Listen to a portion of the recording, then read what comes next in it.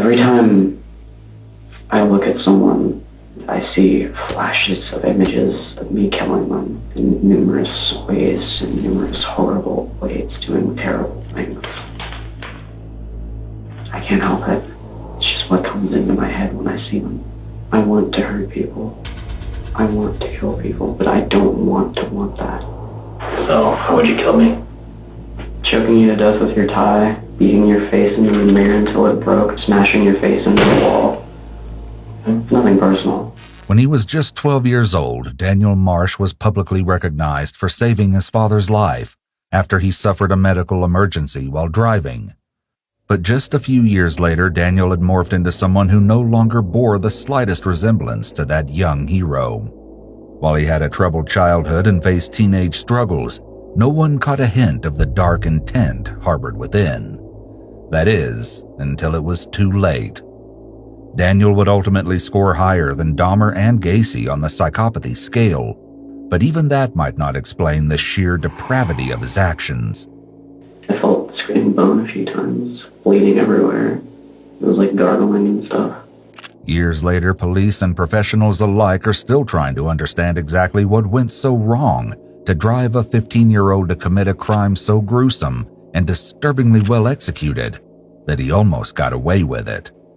Perhaps even more shocking is the prospect that in less than 2 decades, he may freely roam the streets once again.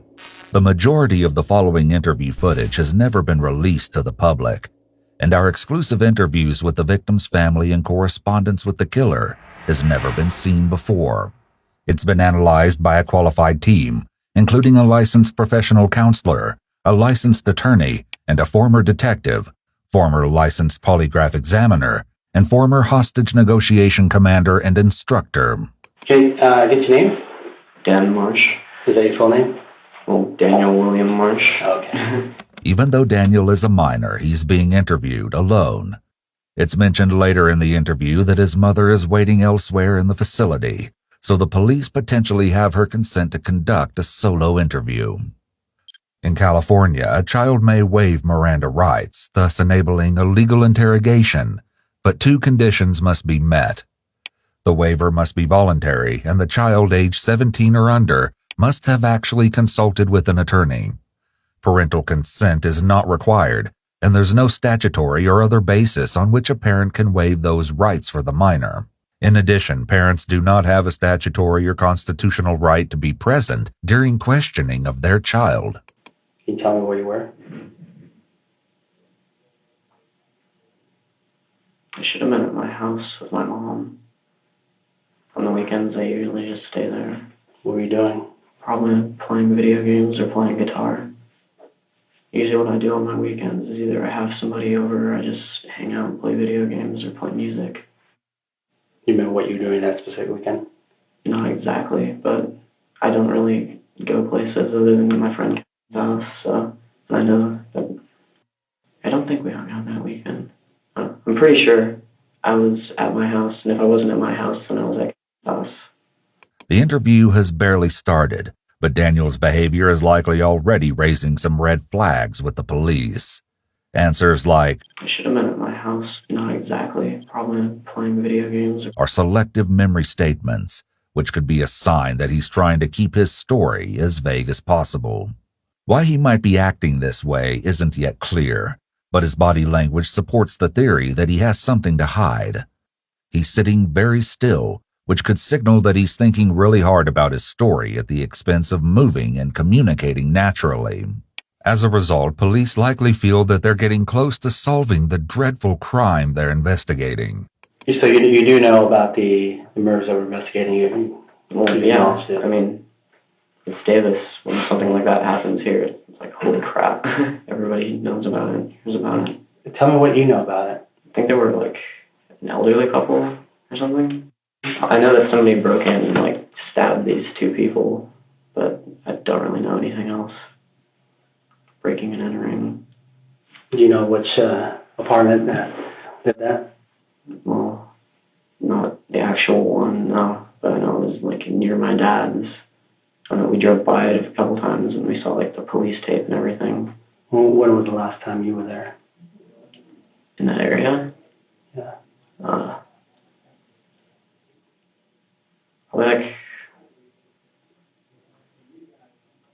after it happened or something like that. It was soon enough to where there was still the tape up and everything, and there were, like, all the cop cars were there. Sustained eye contact like Daniel demonstrates here is a big red flag for deception. Daniel could be searching for any signs of doubt on the investigator's face, possibly prepared to change his story at the first hint of disbelief. He's also still using a lot of qualifying statements. But I don't really know anything else. We drove by it. Most people struggle with physiological responses to lying, and using avoidance techniques to sidestep an outright lie can help minimize that discomfort. Repetition, which Daniel is defaulting to, can also make a person feel like they're solidifying their story. Well, I'm just also trying to clear up some things, maybe some rumors and maybe some information in regards to you and the murder investigation that we're doing and the murders that happened on Cowell. Is there anything you can tell me? I haven't heard any of these rumors that you, like, I haven't heard anything about it. I haven't heard anyone say anything about me in regards to it. Like, honestly, I haven't heard anything about me in regards to that. I don't know why it would be there.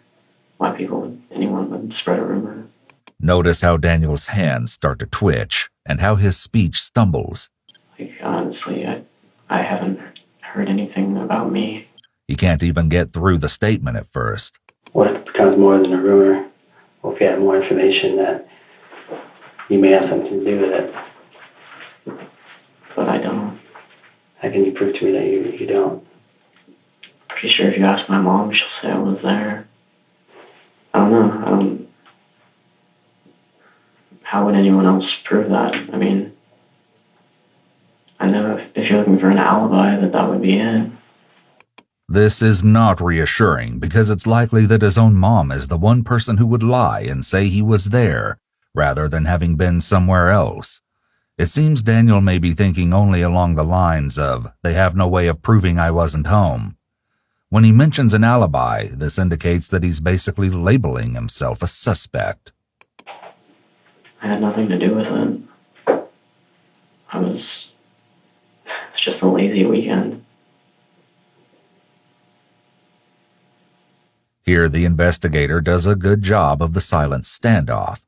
Most people are uncomfortable with silence when sitting with someone, so they'll try to fill the silence. The officer is trying to see if Daniel will start nervous rambling again.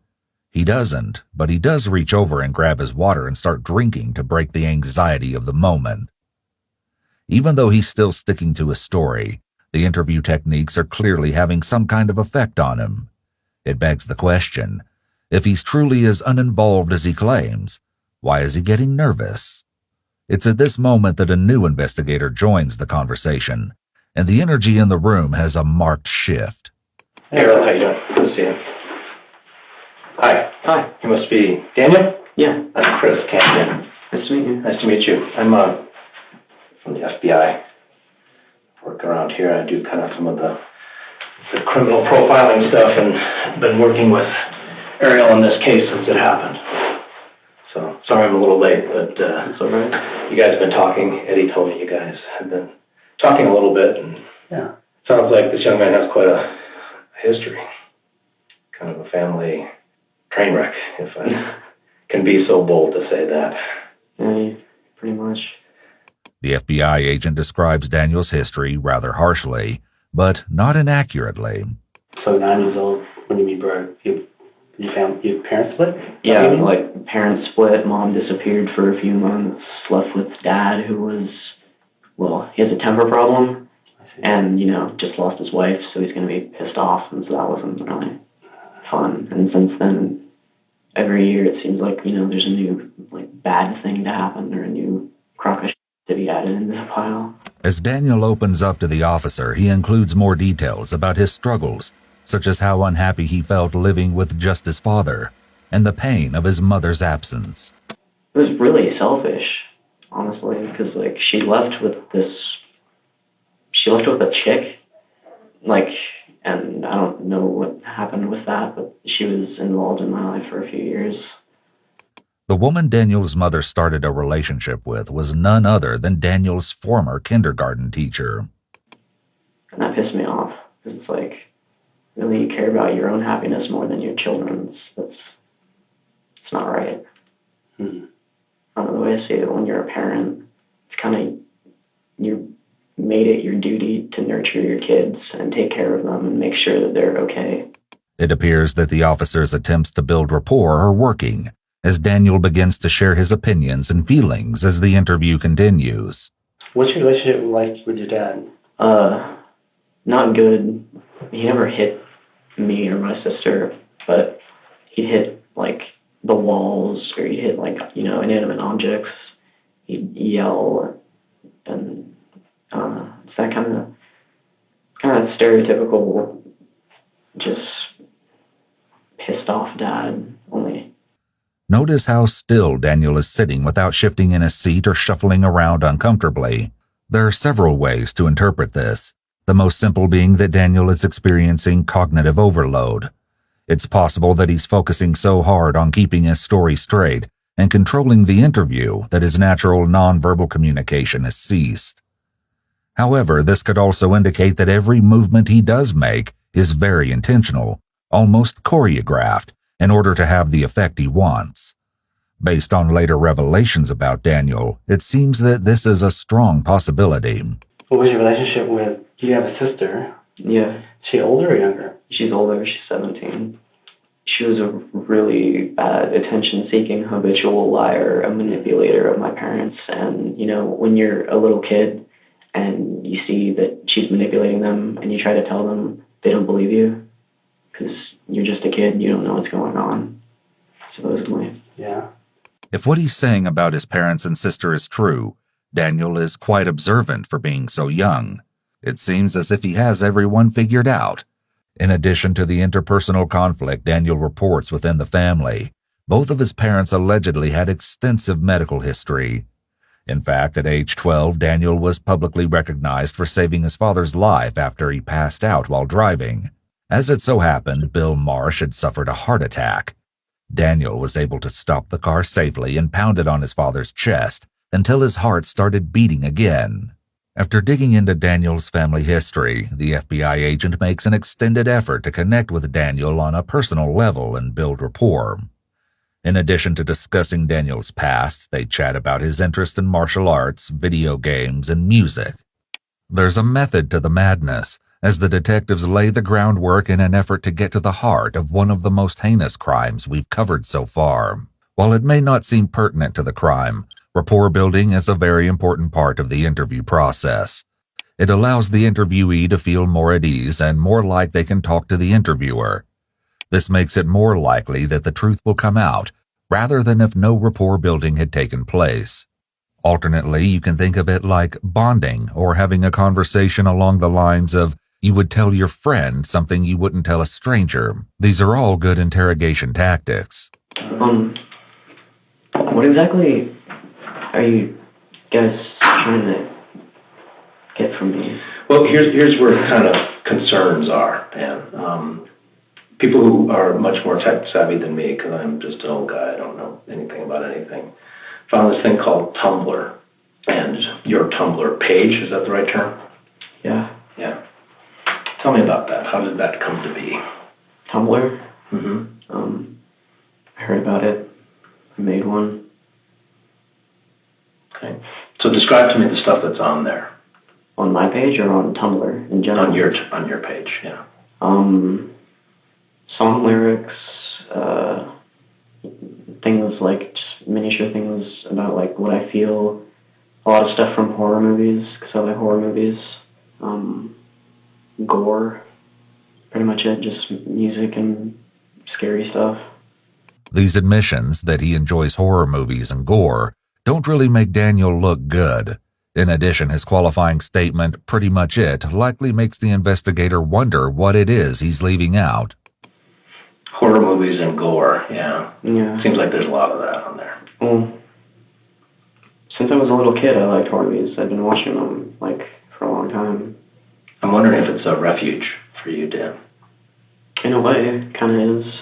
I've got a dark, screwed up sense of humor, and actually a lot of that stuff makes me laugh when That doesn't sound suspicious at all coming from a prime suspect. However, it's important to keep in mind that just because a teen dresses in all black and likes horror movies and gore doesn't mean that they'll go on to harm others or act out what they see in horror movies. While laughing at seeing dark or scary things could make a person appear like they lack empathy or that they're so tough that they cackle at horrible things like a villain in a movie, the reality is they may be unknowingly trying to cope with intense emotions or situations. This occurs due to a phenomenon known as emotional homeostasis. This is similar to when the body sweats as a means of cooling off. Laughter in the face of something sad or dark could help the person cope with sad or negative emotions.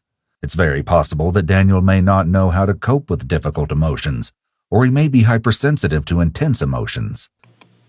See it, and I don't know, not a lot of stuff makes me laugh. Mm-hmm. And so it's like, I like horror movies, and it's the same thing as a horror movie, only it's real. And since I don't have any connection to whoever it happened to, it doesn't really bother me. Right. So, and it's kind of like the cutting. It's a feeling, right? Yeah, seriously. Like, it makes me feel something, and I've just always kind of been into darker stuff. And what do you feel when you say it makes you feel something? What is it that you're feeling when you see the stuff on Tumblr, the gore? I don't know, it makes me feel like shocked, and I'm fascinated with anatomy, and so like you can see what happened to them and how warped their bodies are, and just it's kind of fascinating to think like, what could have done that? How did that happen? Why did that happen? Just how did this all come to play? And I don't know, sometimes they'll be like in a funny pose or something, and they'll just look like stupid, and so I'll like giggle at it. And it makes you feel something. Yeah. And it gives you a feeling. The FBI agent seems to be particularly interested in Daniel's feelings and how they are brought to the surface. While it may seem like a tangent, it'll become central to the interrogation and the understanding of the crime. What's the concern with that, though? It's Tumblr. It is, and you know, I know that there's all those websites out there, like... There's also a lot of stuff that's like, it's relevant to what's going on today. Like, there's, a lot of it is just stuff that's happening in Syria, and it's like, holy crap, this is actually going on right now, and no one's doing anything about it. It's just kind of like a real-life horror movie. Mm-hmm. I don't really make the distinction. You know, I mean, it's brutal and it's dark, but it's interesting to me. And you said anatomy. You said you had an interest in anatomy. Tell me more about that. Well, just the human body is fascinating.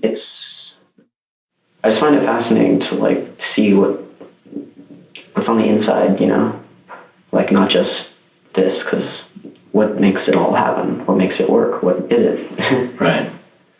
So that's part of the fascination with the gore stuff. Yeah. Note the posture shift here.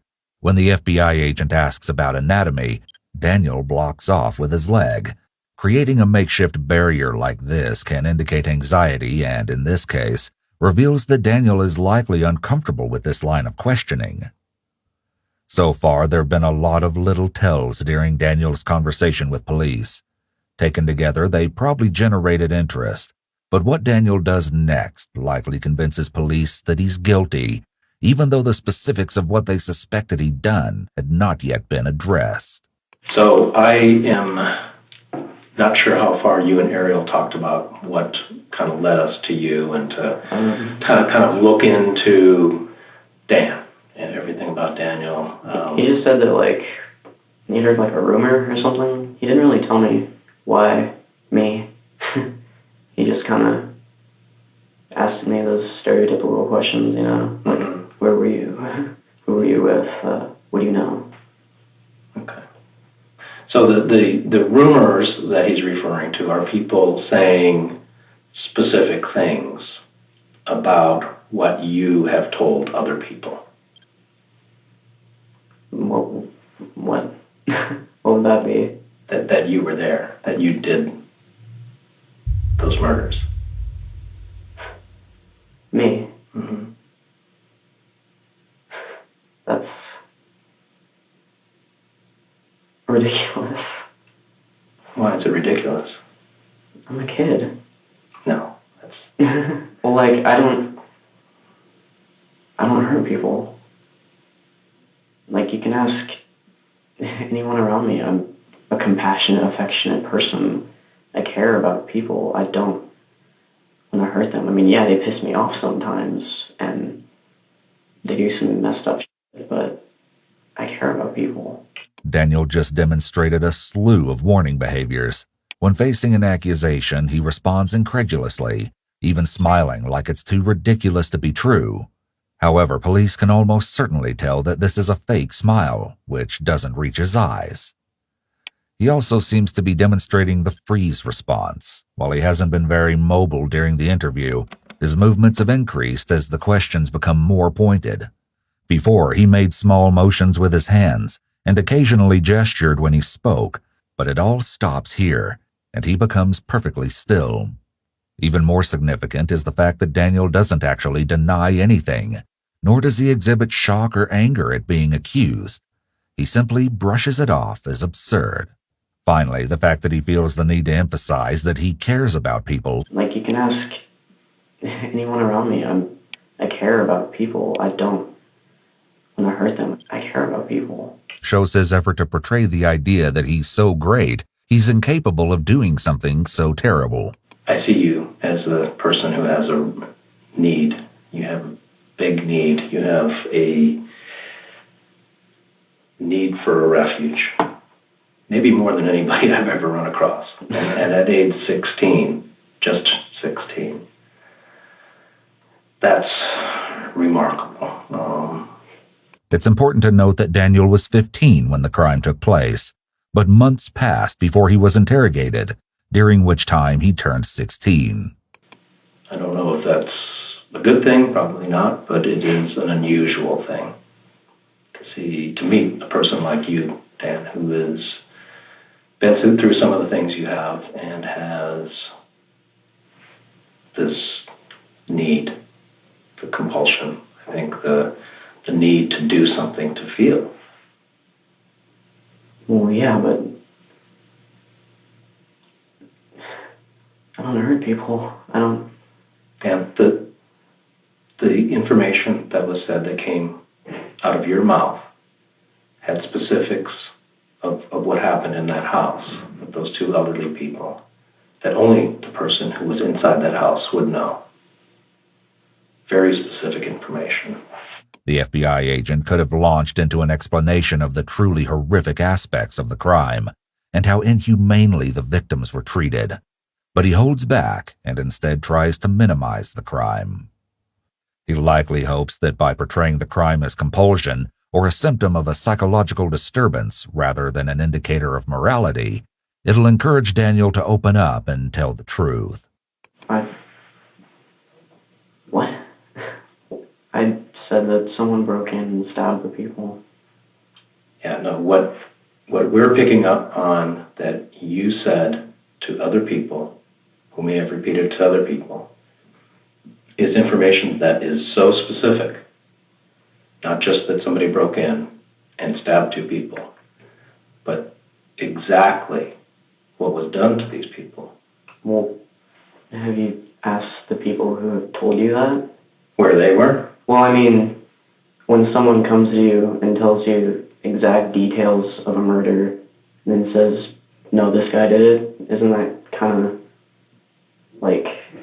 Like we should think about that maybe he was there, or maybe he was there, or, whoever's telling us. Trying to screw me over. I mean, my friend is really f***ing up my life right now. Who are you referring to? Okay.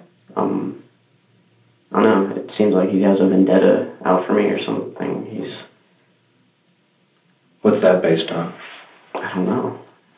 Oh, do you mean what's his reason, or what's my reason to say that? Why do you think he has a vendetta against you? Well, He knew I carried a knife, and he had never had a problem with it until one day he randomly reported me to the office and started all of this, got me arrested, put in the system for a misdemeanor, got me most likely expelled from the high school. And I asked him why, and he said, "I don't like you and I don't want you here." He's killed animals before. Seen him choke a cat to death. Yeah. Yeah, people have told us that that's the kind of stuff that you do, too. I don't. You've never hurt an animal? Not intentionally. I've gotten mad and I've hit my dog, but... It's interesting how Daniel says not intentionally, but then says he hurt his dog when he got mad. This indicates that Daniel may believe that doing something when you're angry isn't considered intentional, or that he gets some sort of pass when he acts on an emotion like anger. He may believe that his emotions are not his fault, or that he isn't at all responsible for how he reacts when he reacts on emotion. Like kicked your dog? Yeah. Choked your dog? No, not choked. I kicked it because it's annoying. It ran into me. It won't shut up, just stop. But I don't intentionally harm animals. So that if we talk to everybody that knows and everybody who's close to him, everybody that's close to you, Dan, and everybody who would know, people are going to say, Dan doesn't do anything like that to animals, but he does. I don't know if they'd say that he does, because me and him were we were brothers, We told each other everything. He told me, and I saw some of it. What did you see? I saw him choke a cat to death, and I saw him beat the hell out of his dog. And what eventually happened with the cat then? Well, it stopped moving. So. And what did he do with it? He threw it in the trash can. Here we see Daniel attempting to shift the focus away from himself by blaming someone else, who we'll call John Doe for privacy reasons. This is clever as it serves the dual purpose of portraying himself as innocent and discrediting John as a witness. However, his slight smile and periodic chuckles when he describes the cat's death are certainly telling. Likely recognizing that Daniel has been resistant to the interrogation techniques used so far, the FBI agent tries a different approach, drawing from the Reed technique. If it did happen that was involved in killing these two older people, what should happen to him? He should go to jail. In California, I don't know how old he is. Is he a juvenile too? He's 17. He's 17, so, juvenile hall, have you ever been? Oh. This whole knife thing, on campus, is the first any sort of negative interaction I've had with authority, the law. What, I mean? I don't know. He used to take family trips to Mexico, and he's told me stories of, him and his cousin would do stupid shit. In the Reed technique, the question of punishment is often put forward as part of interrogation, as it can help cement in the interrogator's mind the suspect's guilt or innocence. For example, an innocent person will typically suggest a strong negative consequence, where a guilty person will offer a less severe option, as they're describing their own punishment. However, Dan manages to use the topic of jail and juvenile detention as an opportunity to highlight his own clean legal record. By contrasting himself and John, Dan makes himself out to be a good kid and more likely to be innocent. Thankfully, the FBI agent doesn't seem to buy it. Well, we have this issue then. We still have this problem. Yeah. And it's a big problem because somebody knows a lot of information, stuff that only somebody who was there could have known. And we look at that, and we look at your Tumblr page, and we look at everything that I understand about people in your position that I've met along the way in 25 years of doing this. And people are saying, it's Dan. That's Dan. And he did it, and here's why. I didn't do it. Never killed anyone. I don't want to. Like you said, there's people that matter to you, but your curiosity, the graphic stuff, the graphic nature of it, the attraction to that. How could you not? It's an obsession. It would be an obsession. It would be a compulsion. I could never do that to someone. I've gotten in fights. That was self-defense. Yeah, no, this is something completely different. Never. Daniel's fingers are still twitching a bit, but he's remarkably still.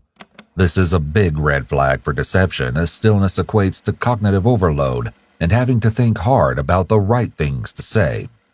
I couldn't do that. This is a compulsion, and like we were talking about before, this is something where you can't help it. It's an obsession. You think about it all the time. Mm-hmm. And after you're done with it, you're going to feel a complete relief, a release, and a feel. You feel that you almost got away with it. I mean, that's the thing. I mean, the crime was a masterpiece, just technique. But I didn't do it. Daniel's denial is soft-spoken and respectful. He's still focused on trying to be likable and calm. However, his body language gives him away. He gives an almost imperceptible head nod when the FBI agent talks about how violence enables him to feel, and the rate at which he blinks drastically increases. And after you're done with it, you're going to feel a complete relief, a release, and a feel. You feel. This is another indicator of high anxiety or fight-or-flight mode. Both can cause dry eyes, and the blink response is a way for the body to automatically compensate for that side effect. It was a work of art, Dan. Okay. So somebody did a good job. Very close to getting away with it. This is one of the first times during this extensive interrogation that Daniel interrupts the FBI agent. It's almost as if he's motivated by the approval of a job well done, while still actively working on not getting caught. The agent continues to do an excellent job of boosting Daniel's ego. This is reinforced by Daniel's weak denial. Someone who is truly innocent would be extremely upset at this point. Except for maybe a betrayal. Someone that you trusted. And that betrayal leads back to your whole life. I mean, since you were 9 years old. Just because I've got a messed up life, because I like scary movies and I like graphic content, doesn't mean I'm a murderer. No, I've got the thing that means depression. The thing that means that you're a murderer, Dan, is because only the person who was inside there would know but I didn't what was tell done you that. to the person afterward. I'm not the one who told you guys that explicit information that you're telling me about. Other people said that you told them. Daniel didn't say that he doesn't know the details, but rather that he never told the agent the details.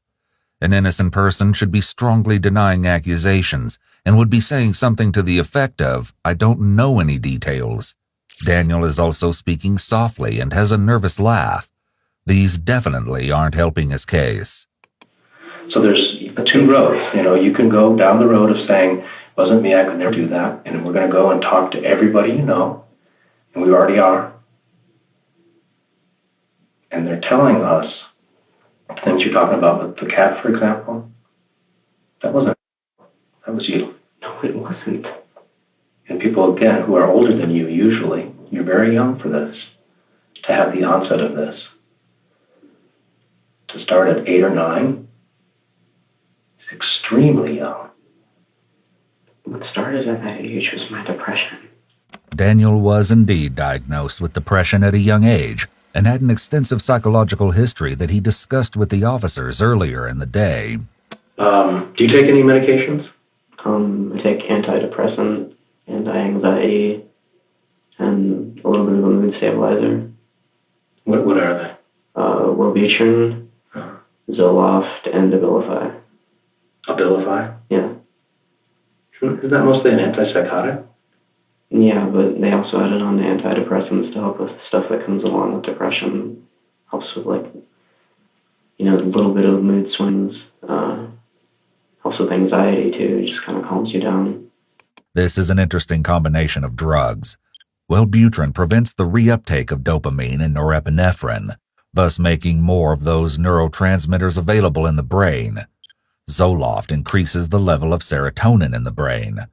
The combination is supposed to also help symptoms of ADHD and improve focus, and Zoloft can help reduce impulsivity. Abilify also works by regulating serotonin and dopamine. This combination of meds indicates a long-standing, probably medication-resistant psychiatric struggle, as this isn't the combination of meds a practitioner would likely prescribe right at the onset of symptoms. Daniel has a flat affect, but it's unclear if this is just his personality or if perhaps it's due to all of the medications he just described. It could be that he has a disorder that causes flat affect, but it's also possible that this is simply another sign of his deception and due to cognitive overload. So, but have you had any psychosis type indicators? A while back, but it was just kind of a mental break. What happened to him? I snapped mentally, and I was scared that I was going to hurt myself or that I might hurt somebody else. I didn't feel safe, and so I was put into a mental hospital in Sacramento for about a week. Okay. But since then, I've had no issues like that. At the time, I thought it was pointless, and there was no point in doing anything because you're just going to end up getting hurt and you're going to die in the end anyways. I didn't see a point in living. So your outlook on the world, you said, hasn't changed, but the point in living, has that changed?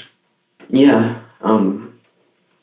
Got to the point where I actually wake up in the morning and I want to be alive, Like, I want to experience what life has, I mean, I'm 16. I've just started.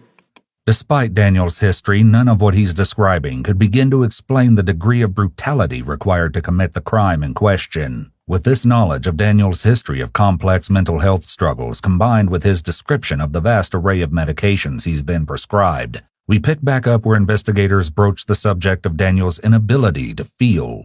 And that depression and that self-loathing and that just life sucks, it all goes together.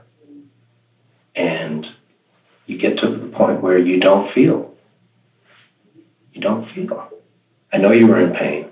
I know you were feeling horrible. And I think that this is a refuge. Like we talked about at the beginning, this is a refuge of the only thing that you can do that makes you feel alive. The FBI agent is talking about Daniel's attempts as an attention-seeking behavior rather than an actual desire to die. These drastic actions could be seen as a way to get pity and sympathy or to manipulate people. This is often a hallmark of certain personality disorders or extreme narcissistic manipulation. Daniel also repeatedly positions himself as the victim, which is another technique often used by narcissists and a potential red flag for officers. We've been talking a long time today, and one of the things over 25 years I've gotten pretty good at is reading body language. And you see the things on the TV shows and all that kind of stuff about poker players, of all things, can read faces and tells. You know what that is? Yeah. You're not telling me the truth now, Dan. As Daniel's about to see, they've reached a turning point in the interrogation. The agent is now ready for the real confrontation, and from here, everything is about to head in a different direction. Wouldn't you be kind of freaked out if you already have anxiety and social anxiety and you're brought in here and people are accusing you of killing people? It has nothing to do with being freaked out. It has to be doing what I can see when you're telling the truth and when you're not. And I know when you're telling the truth and when you're not. And you're not telling the truth now, Dan. Yes, I am. I didn't kill anybody. I've never killed anyone before. I don't want to kill anyone. I don't want to hurt anyone. The person who did this will do it again. I have no doubt about it. They can't not. It's the obsession. It's the compulsion.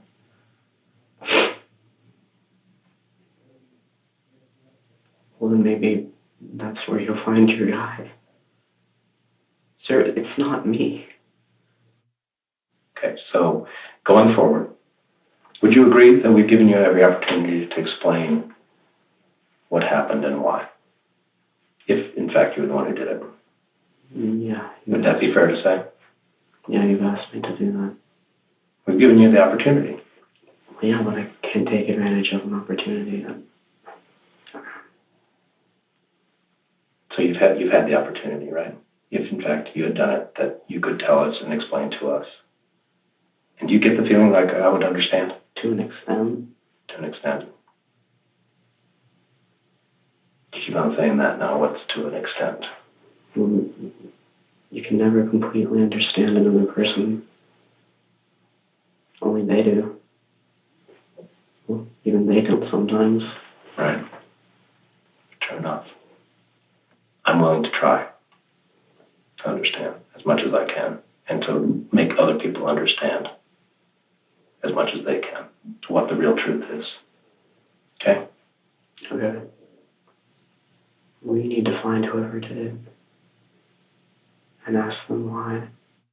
So someone spreads a rumor. No, it's not a rumor.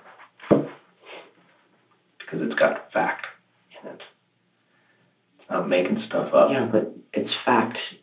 But it's not directly correlated to me. Someone gives you facts about a crime and then points their finger at me. This is what happened. He did it. That doesn't mean that I did it. Somebody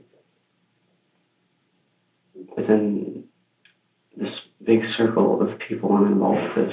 Okay. Why don't you talk to Detective Pineda about what that big circle is and who's in that big circle? Okay? As soon as the FBI agent exits, leaving only the local police officer in the room, Daniel exhales heavily, like he's finally able to relax. It appears that the agent's questioning was causing a significant amount of stress. Daniel is left with the local police officer to discuss his alibi further and to provide a list of contacts who might be able to corroborate his story. When the FBI agent returns more than half an hour later, he takes a drastically different approach. Couple things. The evidence, the investigation is going to progress. Okay? So we have to do certain things, and that's what Detective Pineda is looking at here, some things that we need to check for evidence. Couple things. We have a DNA swab kit here. I'd like to take your DNA to check it against things that have been found at the crime scene. Pretty much standard CSI kind of stuff. Any problem with that? Okay. The other thing is, Dan, if you don't mind sitting down, taking off your boots. Daniel cooperates, either because he's innocent or just very, very sure of himself. He allows the police to collect his boots and take buckle swabs from his cheeks. How long have you had these boots? 8th grade. Since 8th grade? Your feet haven't grown since 8th grade? No, they got to damn near size 10 and then they just... Okay. Anything unusual about these? I don't think so. You ever worn them around blood? Maybe. I get a lot of nosebleeds. So maybe they got on that. Okay. But if that was to be the case, it would be your blood. I assume. Left with no other option, Daniel falls back on his default of non-committal and qualifying statements. Any other places you walk through, like major bloody things, like deer getting hit in the road and you walk through, anything like that? Might have walked through like roadkill. Like,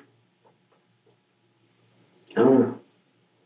After like years of having it, I don't really think about what I've been walking on. Okay. Yeah, it's definitely possible. Is there any reason that you would have ever put duct tape on the bottom of those boots, Dan? No. No. I put some in here, but that's because that was rubbing against my ankle. So some duct tape inside the uppers here. Yeah.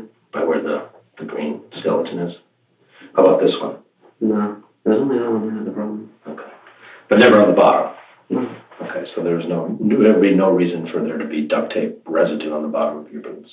No, there shouldn't be. Have you ever lent your boots out to anybody? No. Are they what you wear most every day? Yeah.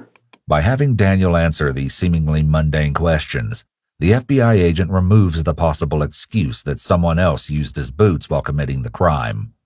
There were no useful footprints found at the scene, just impressions, leading investigators to believe that the perpetrator had taped over the treads of their shoes to avoid leaving evidence. If they find tape residue on the soles of the shoes, they will have proof that Daniel is lying. The next piece of evidence to be examined is Daniel's phone. That phone is certainly, as you know, Dan, a piece of kind of almost tracking equipment, if you will, in today's day and age. Not because of anything, the NSA or the FBI or anything like that's been in the news recently, but just because that's what phones are. Whenever you walk around, you hit different cell phone towers, and it pretty much gives an imprint. We can go back and locate where that phone was at a particular day at a particular time. Okay. Did you know that? Can I please go home? I've been here all day. So we'd like to take your phone. I kind of need that to, communicate with my mother and with my friends.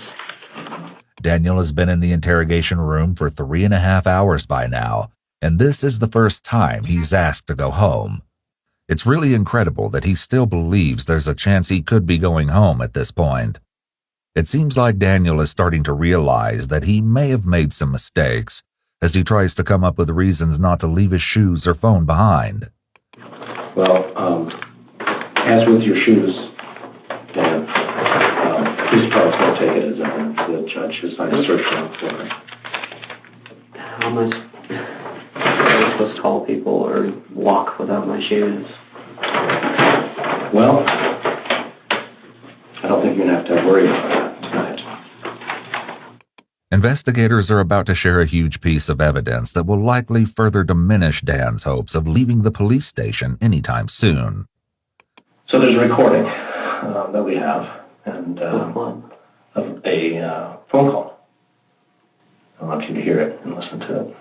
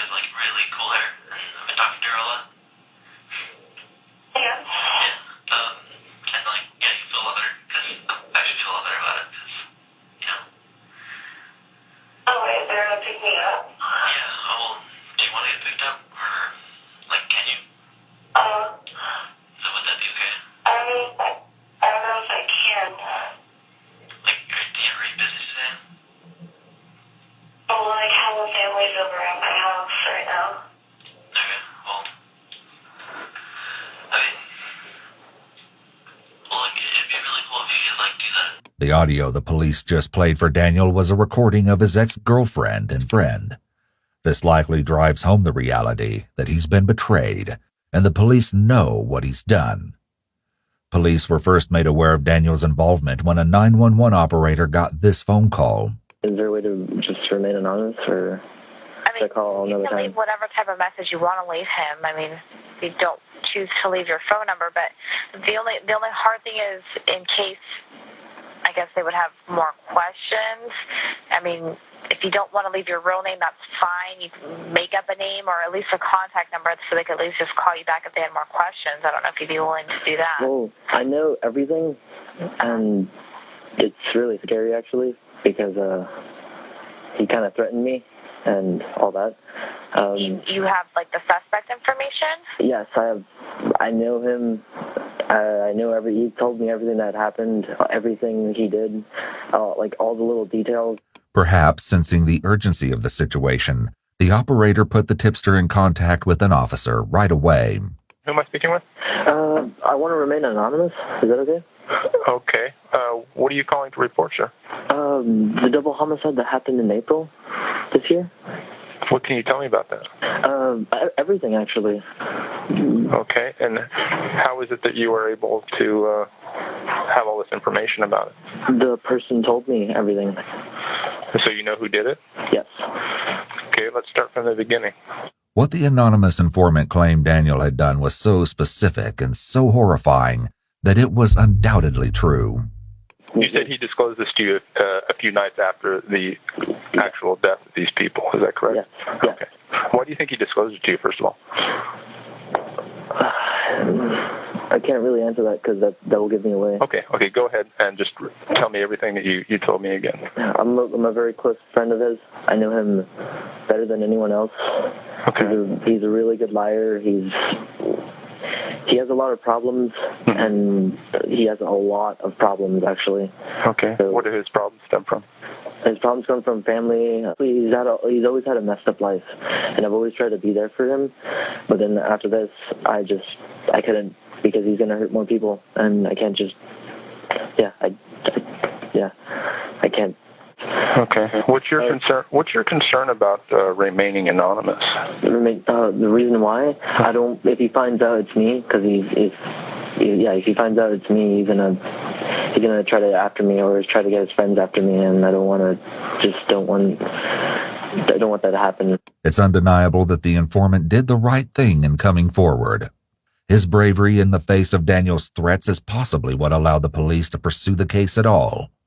Without his intervention, it's doubtful that they would have suspected a teenager to be the one responsible for a crime so heinous.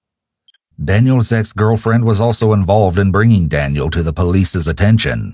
For over 10 years, she's remained silent in regards to her part in the investigation, but we were lucky enough to secure an exclusive interview.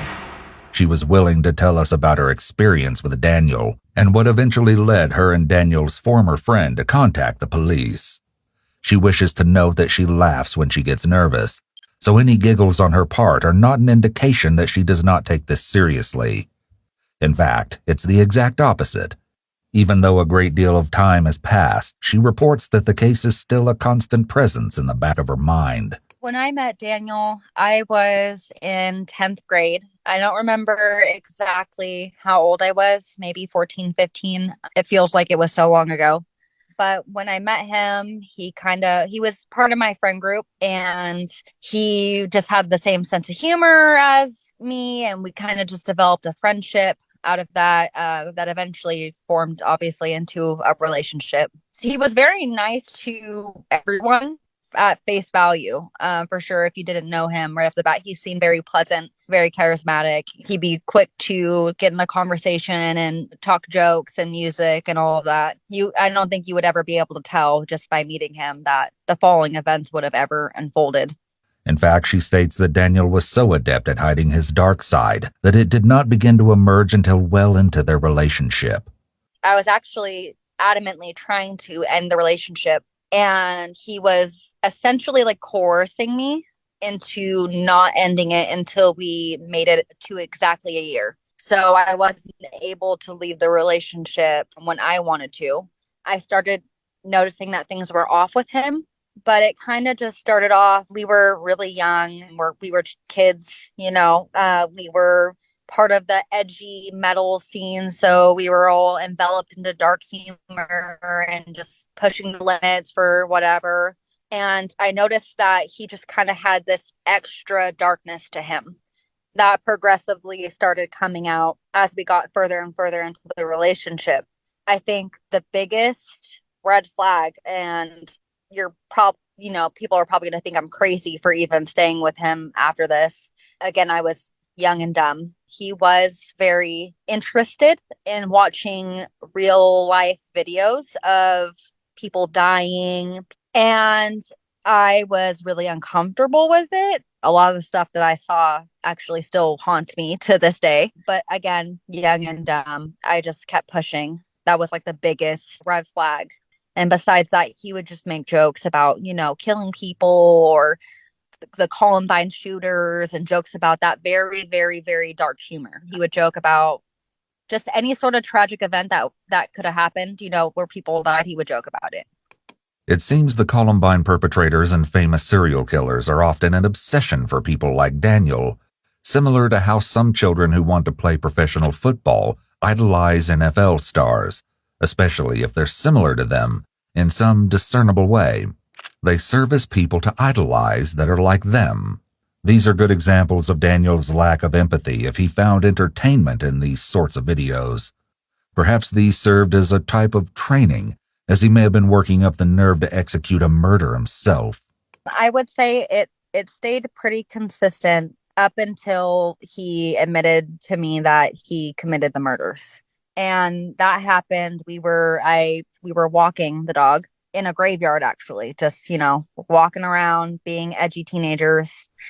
And he asked me, I believe, if I had seen anything on the news or any updates about a murder that happened. I had no knowledge of it. And he, well, just pretty much right out and said that he did it. And at first, I really did not believe him. It took a lot of convincing for me to think that it was real. But when he started getting into details of what he did, it became more and more real. And even then, I mean, I was so young and I had never been exposed to something like that, that even after the conversation, I was immediately scared of him until I got a chance to talk to his friend, the only other person he told. I really did not think it was real at all until I saw an article about it and the pieces matched. And at that point, I was like, oh my God, he actually did it. He was ecstatic. He was excited, like he accomplished his life dream. Putting the horrific nature of what Daniel did aside, the fact that he was so ecstatic after the murders indicates his grandiosity and narcissism. He only cared about his accomplishment and was riding this high after he did it with obviously no concern for the victims. When he was talking about it, he lit up. Like he was genuinely happy, kind of also in a way that he thought I would probably be very impressed about what he did.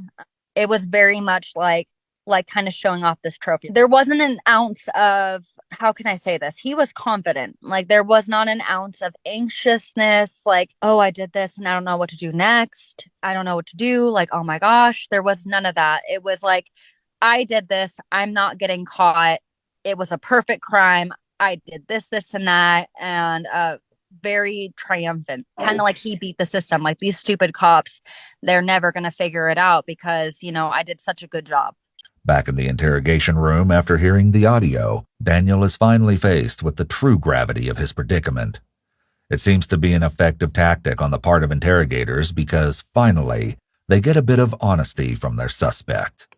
So, I mean, you can tell that there's recordings and stuff like that. And tell me about the time, you said the last time you talked to her was a few days ago. Tell me about how that happened. How did you meet with her? I went to her house in Dixon and I talked with her. Did you knock on the front door and wait for her parents to answer? And no. How did you do it? She came outside and we talked. Really? Yeah, she came outside and then brought me in and we went to her room and talked. How did you get into the room? Or to the house? Went in through the back. Through the door? No, there's like a back door. So went in through the back door? Yes. Okay. So, Can I ask something? well, I'm going to ask you, why are you lying about that? Or why would she completely tell us a different story about how this last contact went, Dan? Well, I went there, and I went in. Yeah. And I talked to her. That's completely different than what you just said. How did you go in? Tell the truth. I went in through the back door. Through what part of the back door? The doggy door. The doggy door, okay. This admission is huge, as it opens a door to an entirely different side of Daniel that he has thus far been attempting to hide. Breaking into his girlfriend's house is a massive boundary violation and demonstrates a complete disregard for social norms and laws, as well as her autonomy and rights as an individual. As it turns out, this may have been the mistake that led to Daniel's capture. So I was on the phone with his ex-friend in my bedroom, and we were discussing him. We were discussing how his behaviors were getting more, in our eyes, unstable, how we didn't know quite what he was going to do next. We weren't on the best, terms. And it was also very close to our relationship ending. So things were tense. We were discussing on our next move, and I feel my phone vibrate while I'm on the phone. I don't pay any mind to it at first. I continue the conversation with me and his friend at the time. But after a couple minutes, I finally looked down, and it's a text from him. And he said, "Remember when I said I would break into your house," or something along the lines of that. It's not a direct quote. I'm assuming he had previously made a joke about that, but I don't quite remember. I thought, that's funny. Continued the conversation. And not long after, my bedroom door opened and he walked in my room. It was very late at night. All my family was asleep. No one had known that he had was in my house, obviously. He had apparently broken in through my dog door, my sliding glass door. So he popped the cover off or something and just slid right in there. And I remember just acting like I was on the phone with a girlfriend, and I quickly hung up the phone. I noticed he had a knife in his pocket, and I just played cool. Haha, what are you doing here? This is all a funny joke. Because I'm thinking, if I give off red alarms like, oh my God, I'm scared, this is not cool, if I get angry or whatever, he's going to attack me, because that's not what he wanted. You know what I mean? When he didn't get his way, he tended to kind of get on the darker side. So I hung up. After a couple of minutes, I texted his friend, but I was unable to continue texting, which really scared him. He thought, that's it, she's dead. Like, he was thinking that he was going to do something to me. So at that point, he had called the cops, and the next morning, I was getting picked up by detectives to go get interrogated. But even though evidence is mounting against him, Daniel makes one last-ditch effort to convince the police of his innocence. So this is the whole thing about it, all right? You're going to play hard to get. You're going to try to lie. You're going to try to shade. You're going to try to leave out things that are inconvenient for you. Then that's not consistent with somebody who's saying, I didn't do this. Okay? It makes no sense. I'm fucking scared. Then tell the truth. I'm so terrified. Then tell the truth. Don't lie.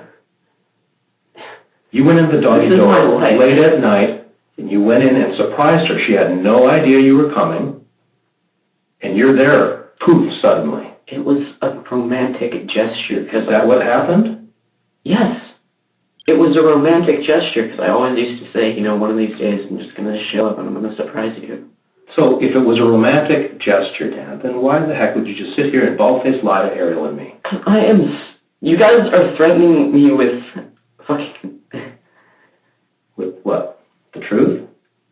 With getting arrested for 2 murders. I am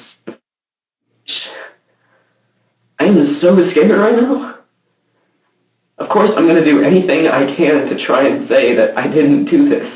Including lying to the 2 police officers who have been sitting here talking to you for the last several hours. Okay? You don't have to take it like a tone all of a sudden. You were being all friendly, and now all of a sudden... You lied to me, Dan, and I know that you lied about that. You're ruining my life. Why should I...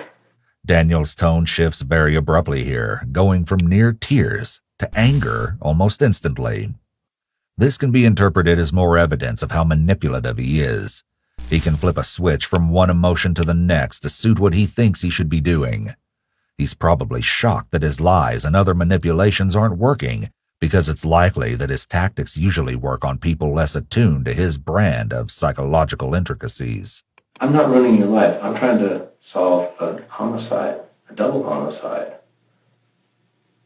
And if you do it, I understand. And I am there for you to try to make other people understand, because I see it. I see it in you. And you're not alone. You're not the only one. I know it feels like you're the only one, but you're not.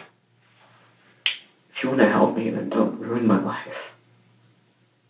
If anything, send me to the psychiatric hospital. Okay, we can talk about that. I'd rather go there than jail.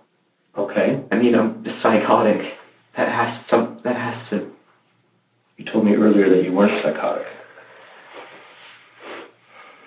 Did I? Yeah. Are you sure? I am. Don't remember saying that. You did. I asked you if you had taken the... No, you asked me if what medication was an antipsychotic, not if I was psychotic. You asked me about the medication, and it technically is an addition to an antidepressant to stabilize mood. It is. So I asked you if you had ever had any psychotic episodes or psychosis indicators, and you said no. So, but have you had any psychosis type indicators? That was just kind of a mental break. But since then, I've had no issues like that. I remember it. So don't lie to me, okay? We're pretty good at what we do. All right? And I'm not trying to ruin your life. Well, you're doing it anyways, man. This is the most significant show of emotion from Daniel so far, perhaps because he realizes that the truth is coming closer to being revealed. Significantly, the FBI agent seems to be structuring the confession as a way for Daniel to help himself, rather than an opportunity to do the right thing. He's likely picking up on the fact that Daniel will only confess if he thinks it will be good for him. I'd rather be in a psychiatric hospital than be in jail. Okay. Daniel's mentions that he'd rather go to a psychiatric hospital than jail seem to be confessions.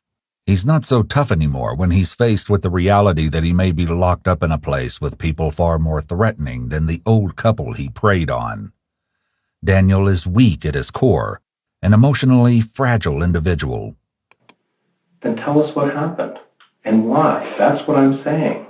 I don't doubt that you may end up down that road and exactly in that place and get help and get treatment. Until it's proven...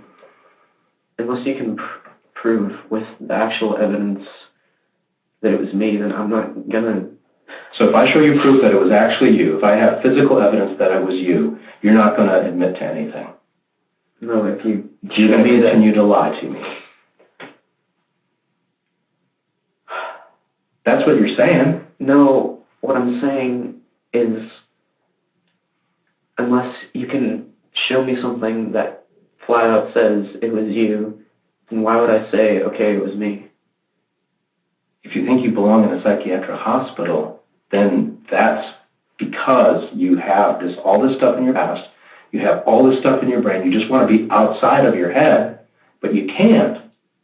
And this is the only thing that gave you a safe place, a place to land, a refuge, anything that gets you to feel. Either way, aren't I? Pretty much. Pretty much.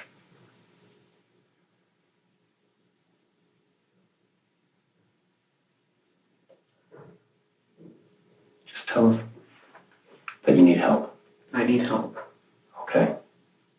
That's the first step.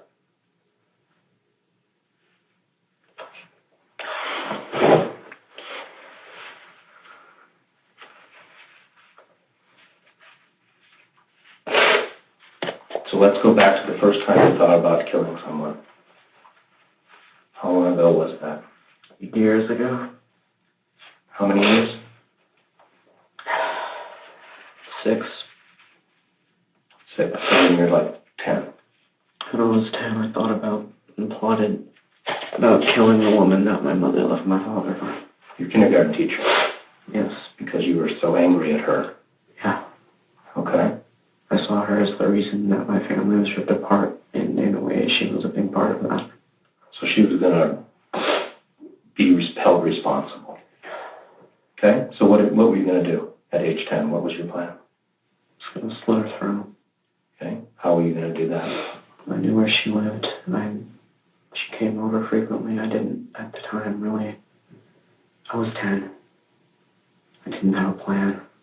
So when's the next time that you remember thinking about killing someone? Yeah. 7th grade. And who was that? It wasn't anyone in particular. It was just I thought about everybody at that school gave me so much that I just thought about just showing up one day and see how many I could take out before they took me out. The anger was boiling over. Yeah. 8th grade, I still had the same desire. School. This is middle school now? Yeah. 9th grade is when it got more intense. Every time I look at someone, in my mind, I see flashes of images of me killing them. Okay. In numerous ways, in numerous horrible ways, doing terrible things. I can't help it. It's just what comes into my head when I see them. I don't want it to. I don't like that it does, but it does. Right. And that's around the time that started. These were other people at school, students? It's with everyone. Everyone. Everyone I look at. Okay. Family members? Family members. Loved ones. It doesn't matter. It's fucking disgusting, but it's the way it is. Okay. No. It's not a desire. It's a thought. Just appears. Yeah. I don't enjoy it. Finally, after almost 4 hours, Daniel's walls are coming down. After a 2-month-long investigation, police are about to get the answers they so dutifully have been searching for. But even now, Daniel has to make sure that he has no chance of getting away with his terrible crime before confessing. When was the first time you started thinking about killing these people down the street?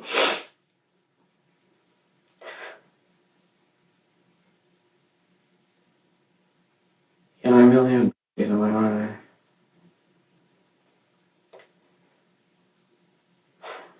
I didn't. Did you start thinking about it? That night, I couldn't take it anymore. I had to do it. I lost control of myself. Okay. I just went into the street and wandered around for a while, just looking for who would be, which house I should go to, who would be a good victim. Okay. Were you by yourself then? Yeah. What time of night was it? I think it was like 2 in the morning. 2 or 3. Okay. Do you remember what day of the week it was? I think it was Friday night. Either Friday night or Saturday night. Okay. And when you said you went out on the street, where did you start out that evening, that night? Well, I just kind of walked all around South Davis. So, and where do you remember next? How did you find yourself over by your dad's house? Well, I had been walking down the streets, scoping out apartment complexes and houses, just trying to see, who would be, which one can I do it to, who left their door unlocked, whose window's open. I got a hole in the screen, not even a hole, just a flap that I could get in and out with. Climbed in through the back. I listened for snoring. I heard it. Went to their bedroom. I opened the door. And I just kind of stood over their bed watching them sleep for a few minutes. My body was trembling. I was nervous but excited and exhilarated. I was actually going to do it. I was there. The sensations Daniel describes are indeed evidence of excitement. Yet as he recounts the crime, he's able to sit eerily still, and he remains emotionally flat. It doesn't look like he's enjoying recounting the crime or reliving it, as might be expected. Somehow the FBI agent manages not to display any sort of shock or repulsion to the barrage of horrifying facts, which is fortunate, as such an approach could shut Daniel down and stop the confession prematurely. What were you wearing when you went in? Those boots, black socks, black pants like these, black undershirt, black jacket, black gloves, and a black ski mask. Okay. Where are those things now? In my garage.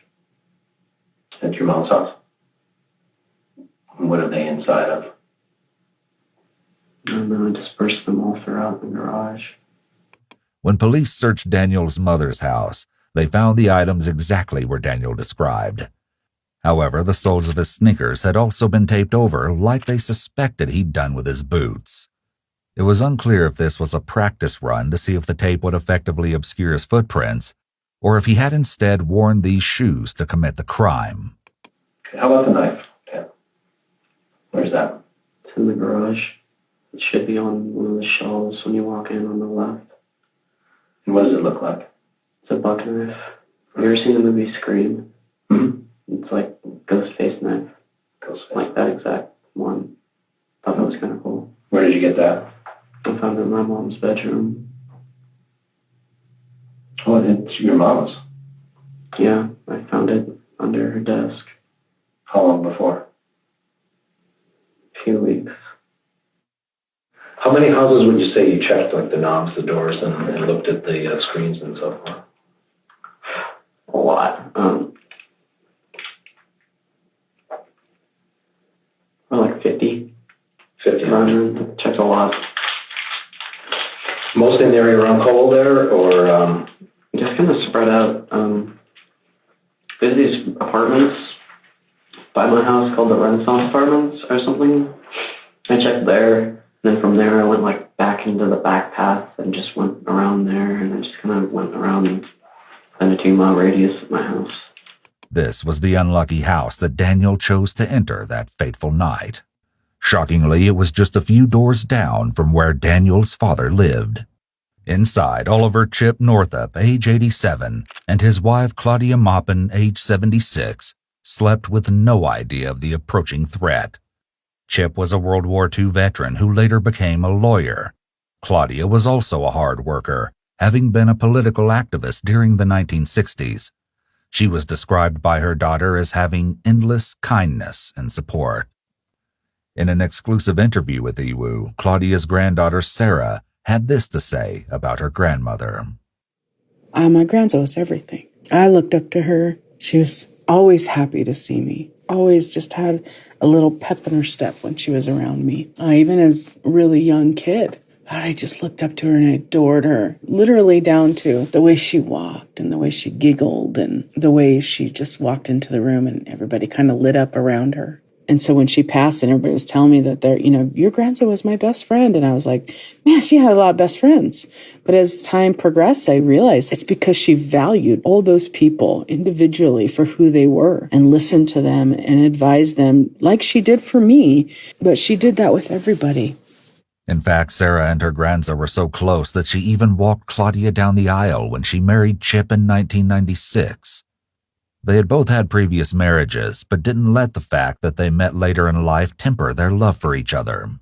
Chip's stepdaughter Merida has never spoken to the media about this case before, but broke her silence to tell Iwu a bit about Chip in this exclusive interview. He was a strong personality. He was very honest. He was very by the book. He was very much a rule follower. And he had raised 6 children prior to marrying my mom. He had had all of his children with his first wife. And he was a good stepfather to my brother and to me. He was a terrific husband to my mom, and he was a terrific husband to Claudia. And even though they had some of their interests were very different compared to like my mom and his favorite activities, he was a great husband. And he loved practicing law.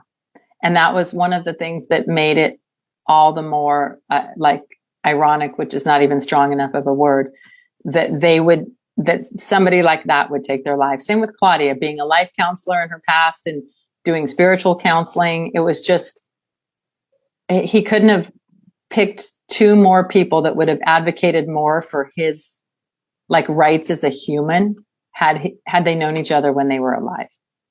Merida also shared this delightful story about how Chip and Claudia came to find each other later in life.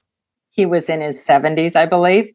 And I came over to the house one night where he and my mother had lived, and he's watering the garden with a hose in his hand and a cocktail.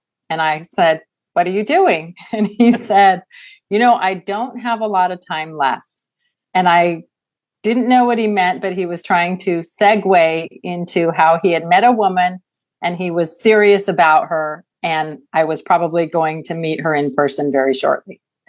And then I meet Claudia and we're in the house, and it wasn't the same evening, but it was sometime thereafter, not too long.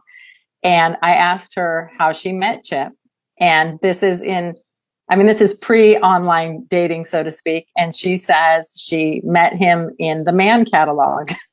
And I said, "What's the man catalog?" And she pulls out a copy of the church directory from the Unitarian Church. And it had these color pictures of all the members. And she said, "Honey, I saw him in here." She was a Buddhist, and she had narrowed down some of the religions that she thought she would be most compatible with. And she had chosen Unitarians as one that might work. So she said, "I found him in the Unitarian catalog." And I look at the picture and I said, "Claudia, my mom's in this picture."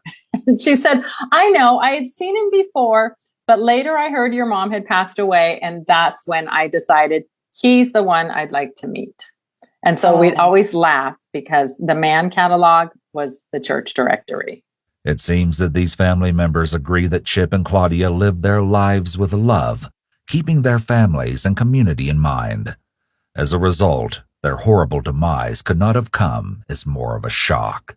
The morning of April 14th, 2014, Chip and Claudia uncharacteristically missed church.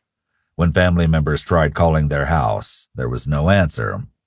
Later that day, when Chip missed a performance with his folk band, a family member went to the house, but once again was unable to make contact.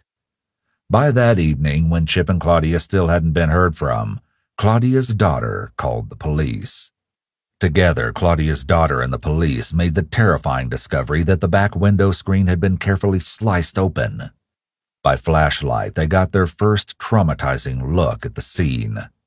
Claudia's daughter Victoria recounts her experience finding out about the crime in an exclusive conversation with Iwu. Her sister was the one who first entered the residence with police. And we had planned on saying a quick kiss goodbye. Everybody was too tired that we would see her later in the week, right? So went home, just really happy, knew I aced the test, and good night's sleep, and got up for work the next morning at 5 a.m. and picked up the phone, and there were 12 missed calls from my sister, which was very unusual. So here it is, 5 a.m. I just woke up. I'm pouring my coffee. I call my sister back, and she's very calm in that eerily calm way. And she said, "Honey, somebody's broken into mommy's house, and there are 2 dead bodies in the house." And I guess I immediately went into shock because I didn't think that the dead bodies were Mom and Chip. I thought that because Chip he was in his 80s, but he was very athletic and strong and exercised and all that, right? So I thought that somebody had broken into the house and Chip had killed them. And she said, "Did you hear about the double murder in Davis?" And I said, "I did." And she said, "What about Chip and Claudia?" And I'm like, "No, I don't think so. I think it's in an apartment complex." So she and I are both frantically trying to Google addresses and look at pictures and try and bring up the article. And then I realized that in the background of one of the news videos, I can see this sunburst design, this iron decor that Claudia had up on the side of the house. And I see that's in the picture. Now, in the meantime, I've called both their numbers and left messages saying, "It's Merida, can you call me back?" And I didn't call either of them frequently, so it would have been unusual that they got a message from me. And then in the course of that morning, which was also the same morning as the Boston Marathon and the Boston Bomber, it's kind of all coming together that it's their house. We got there, we turned down my mom's street, and it was lined with media, with law enforcement, with the coroner's van. And at that point, I was just really intent on finding my mom because I knew she was in some police car or in jail or something and that she needed me. So I jumped out of the car almost while it was still moving, and I ran to the cop. And of course, the police officers came in, and I just was crying and screaming and saying, "Where's my mother? Where's my mother?" And trying to get them out of the way so I could get in the house. And they let me, the big police officer let me push him a couple of times. But then he said, "No, you're not going in that house." There's police officers from surrounding counties, from Sacramento County, which is where I live. And they were being all hush hush, but they were being kind, you know. And my partner, Casey, asked them several questions. And the first thing she said was, "Is Victoria's mother dead?" Which I thought, why is she asking that? Mm. And the police officer said, "Yes." Oh. And I started just kind of crying a little bit, like it was breaking the tip of the iceberg, right? And then she said, "Was Victoria's mother shot?" And he said, "No." And as she's going through the things, right? Right. And she gets to strangled, and then she gets to stabbed. When the police officer wouldn't look me in the eye and put his head down and said, "Yes," that I lost it. I started screaming in the police station. Chip's son Robert, however, was subjected to an additional level of trauma at the onset of the investigation. He was later subpoenaed as a witness and therefore not allowed to attend the trial with the other family members, even if he had wanted to. It began the same morning that we learned about the murders. I was in the kitchen of my apartment, and my son was with me, and we both had started crying. Reeling from the loss, they were blindsided by the first line of investigation taken by police. And we got to cry for about 15 seconds, and my phone rang, and it was already the police wanting me to come in and talk to them. And that's just kind of how it went then for weeks and weeks. It made perfect sense at first that it was natural to look at everyone who knew them and all that. And I assumed that it would only take them a day or so to realize they were looking in the wrong place and move on. And that's not what happened at all.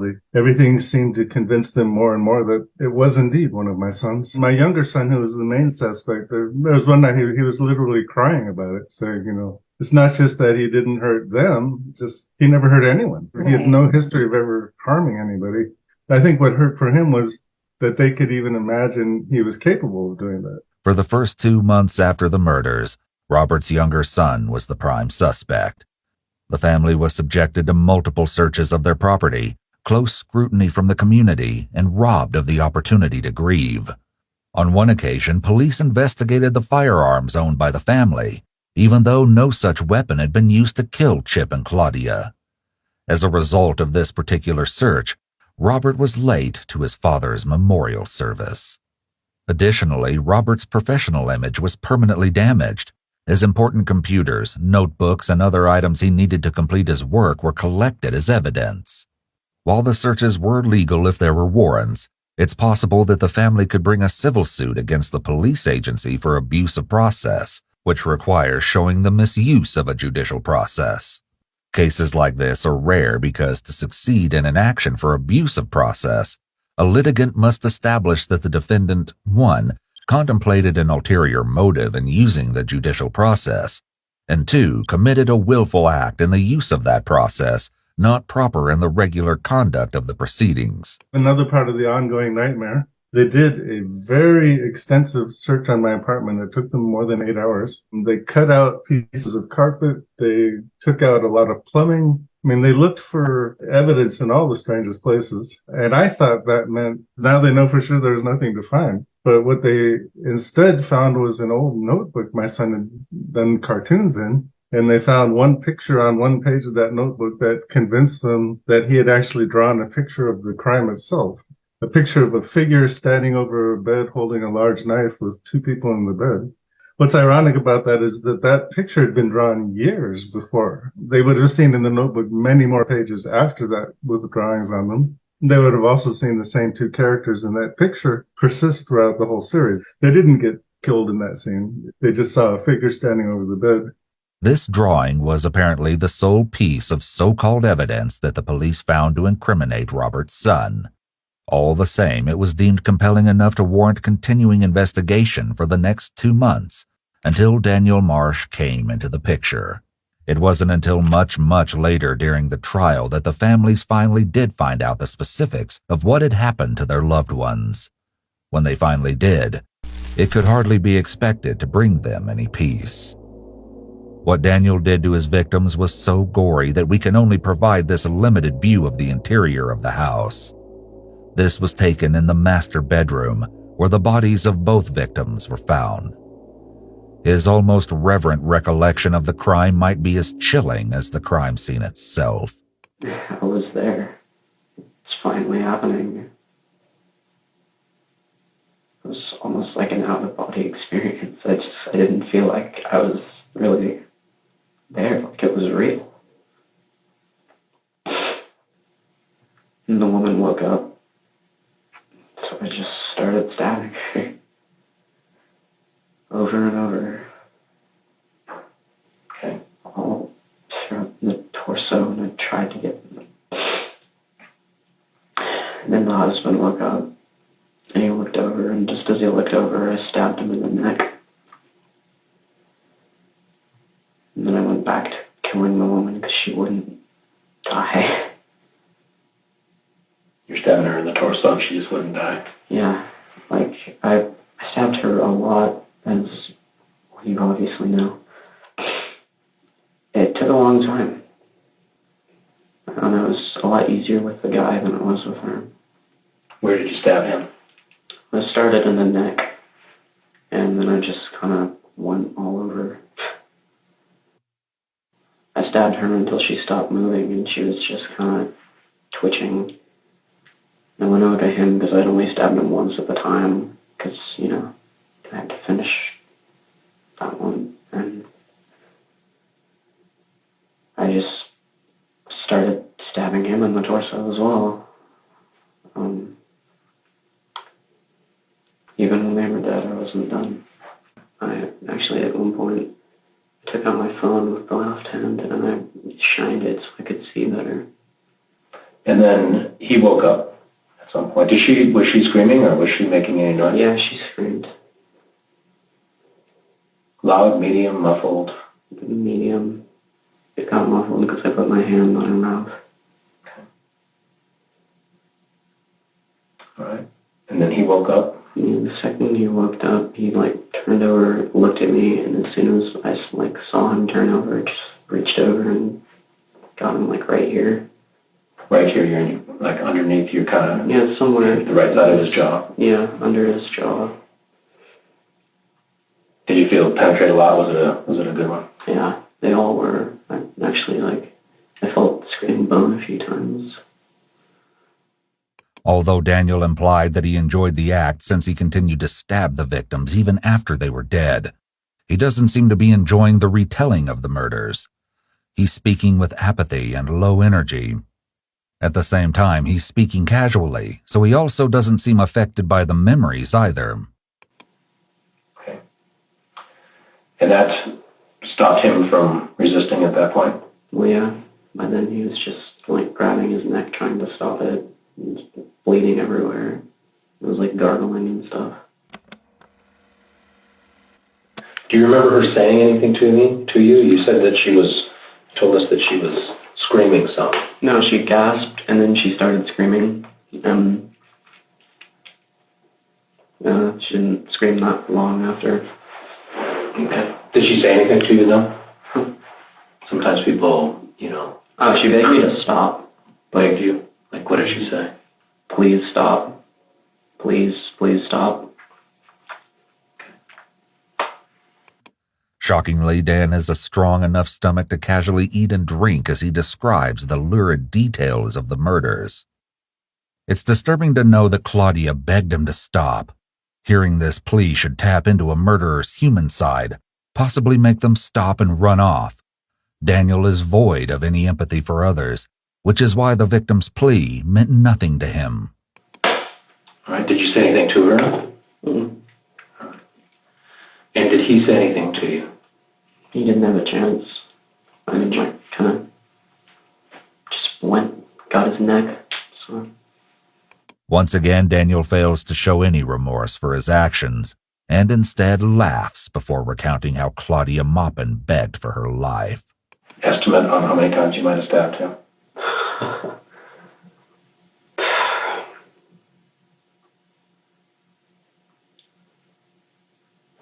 I'm trying to think. At least 20 times. You guys should know the actual count, right? Yeah. We have to ask you. It was in the minimum of 20, probably no more than 30. I don't know. Okay. Didn't count. How about with her? Same. I think it's going to turn out to be more, but... The FBI agent was right. Autopsies revealed that Daniel stabbed Chip and Claudia more than twice as many times as he reported. Chip was stabbed 61 times, and Claudia 67 times. And they just kind of messed around with... I opened both of their torsos around here, and in the woman I put a phone inside of her, and I put a cup inside the guy. I don't know why. I really don't. Victoria, Claudia's daughter, states that they had to go to extreme lengths in order to make her body presentable again. I was just really intent on seeing my mother.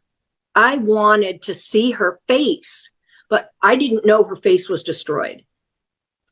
So the coroner was saying, no. The funeral home was saying, no. We're going to have a closed casket. And I pulled the funeral director aside and I said, hey, look, this is a really close community and family. We need to see my mother's face to say goodbye. I still didn't know that the face was destroyed. I had no idea. I said, look, I think that her throat has been cut, but you could restore her face. And I remember saying that to the mortician, and the mortician's she's kind of looking her eyes around like this, like thinking, can I do this? Can I do this? And she said, okay, we're going to have to get a specialist. So we got a specialist. The woman came. And when we finally did see our mom, she looked like our mom. Against all odds, Claudia's family was able to bid her a proper goodbye, despite the terrible injuries left on her body. Yes, so the cup and the phone, what did you put into her? I put the phone into the woman and the cup into the man. Where did you find those? In the kitchen. Okay. What else did you do in the kitchen when you were what led you to the kitchen to see the cup and the phone? The kitchen was on the way to the back where I came in from, and I was heading out, and then I was like, I don't even know. Honestly, I just wanted to with the people who had to investigate it. Yeah, that would be us. Yeah. Throw them off, make it look a little... Make it look just, what the hell. It worked. Do you remember any other cutting on his body in particular, and then anywhere else? Just a lot in the torso and in the sides. And neck. Oh, in the forehead. Cut his forehead too. What was that about? Was it exploration, curiosity, or... And plus I've never actually stabbed someone, so I wanted to see how effective the knife was. And I kind of I punched them a few times. At what point? At the beginning? No, this is when they were dead. This is after they're dead, okay. Just kind of like hit them a bunch. I'm not gonna lie, it felt amazing. How did it feel then? It felt great. It was pure happiness and adrenaline and dopamine, just all of it rushing over me. It's the most exhilarating, enjoyable feeling I've ever felt. It was a lot messier and it didn't go how I expected. What was different? This was a lot more exciting, more intense. The actual stabbing was more exciting and intense than slitting their throat. Because it was actually like they were awake and like knowing and resisting. So that didn't heighten the experience. Yeah. With Daniel's confession now in hand, police were left with the burning question of what might drive a 15-year-old boy to butcher two innocent people and claim to have enjoyed it. The answer may lie in further memories Daniel shared from his childhood. Tell us again how far back the dreams of hurting people started. Started around the time I turned 14. And what would the dreams be like? What was a typical dream? I wandered this big city that I'd never seen before. And I just killed whoever was on the street. It evolved from there and it got to the point where I don't know why, but I would dream that the people I was killing were the people I care about. And the things I was doing were to them and to other people as well. And that where I see someone, I just get those images and thoughts. But there's a difference between a thought and a desire. Talk a little more about that. How are they related and how did they occur in your experience? I've had these thoughts, but that doesn't mean I want to have them or want to act on them. Right. Can you see it being different? Some aspects of it. Which aspects? I think that I can be treated for being homicidal. So I know that I can't be the first one. I'm not, obviously. I know that there has to be some sort of treatment for it. The no sympathy or empathy, I don't think I can change that. Do you remember a time when you did have it? I did, yeah. I wasn't always like this. What age were you think that changed? Probably like 14. It just disappeared.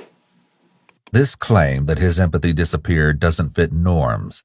Perhaps this marks the time when Daniel first came to this realization.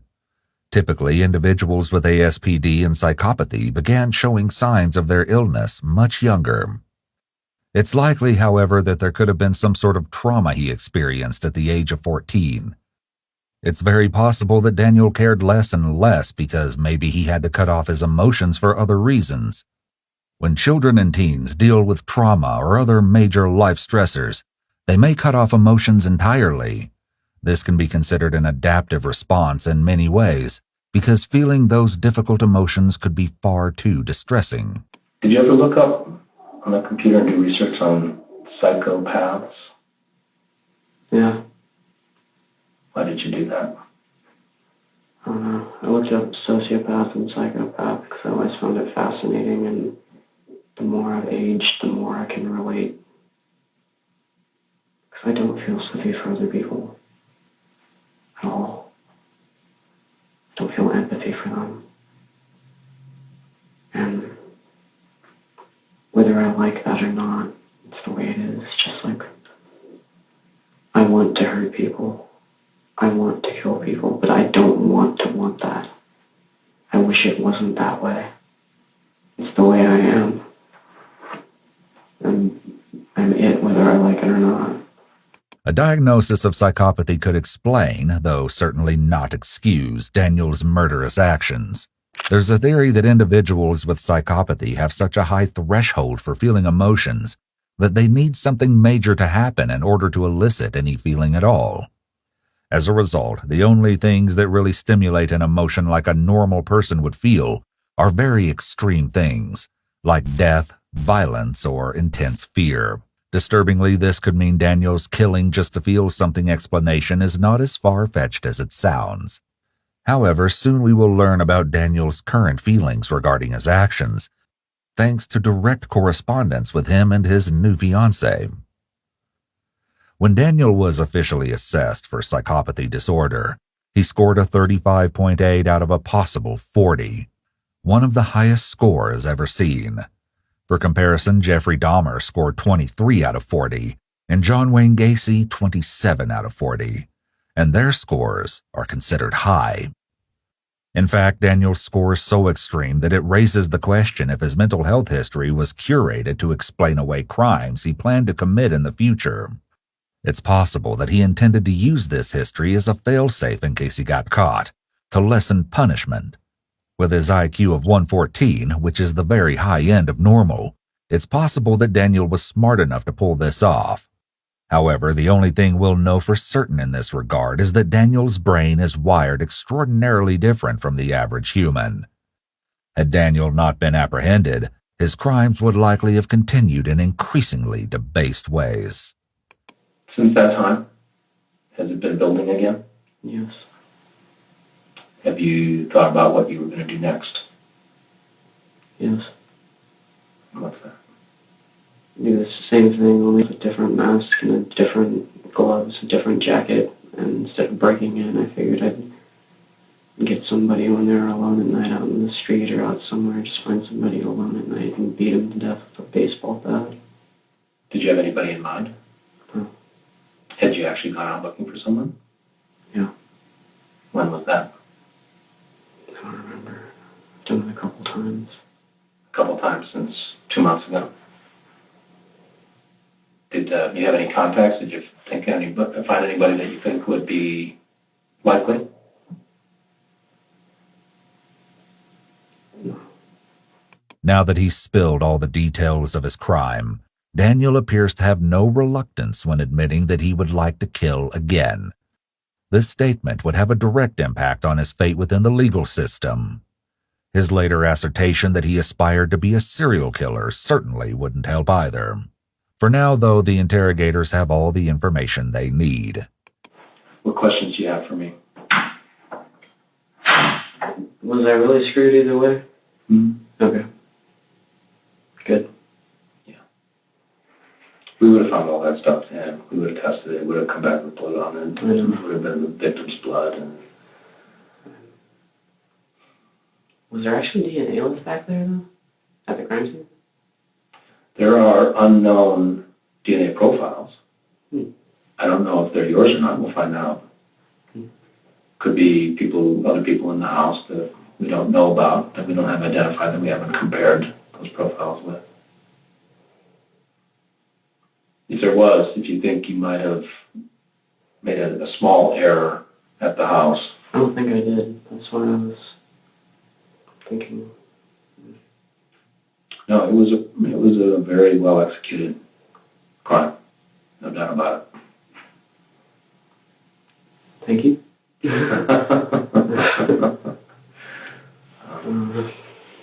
Clearly you're a smart guy. But for these afflictions, I think would have a different life, no doubt. Yeah,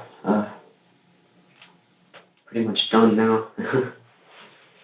It may seem as though Daniel has exhausted all potential shock factor, but as it turns out, he has one more chilling statement to make. However, this one is delivered by request. You mentioned that pretty much everybody you meet, you have thoughts about killing them and how you would kill them. Yeah. So, how would you kill me? There's a lot of ways. I mean, that you've thought of so far in the couple hours that we spent together here. Choking you to death with your tie. Okay. beating your face into the mirror until it broke and using the glass to cut your arteries, gouging your eyes out, and just smashing your face into the wall. It's nothing personal. I don't take it personal. Okay. It's just, that's what happens when you meet somebody, when you're thinking, when there's that time when you... Involuntary. It's something that just happens. It's like breathing. You breathe, you don't think about it, it just happens. You can't control it. I couldn't if I wanted to, and I do want to. On that note, the FBI agent steps out for a moment to begin the booking process. During an earlier moment in the interrogation, when Daniel was no longer under the watchful eye of the police, a different, perhaps more accurate side of him emerged.